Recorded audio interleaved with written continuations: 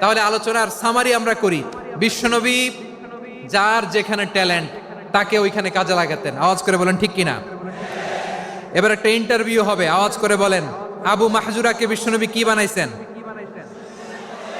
হ্যাঁ, ভুলে গেছেন? সামনের চুলে হাত দিয়ে বিশ্বনবী কি সুন্দর গলায় আজান শিখালেন। মুয়াজ্জিন।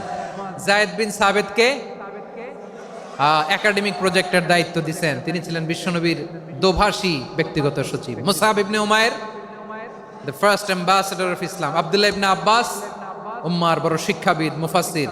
আব্দুল্লাহ ইবনে মাসউদ ছিলেন জুরিস্ট। কি ছিলেন? জুরিস্ট ছিলেন, এই উম্মার সবচেয়ে বড় জুরিস্ট।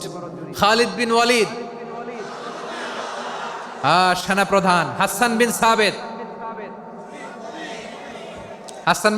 ছিলেন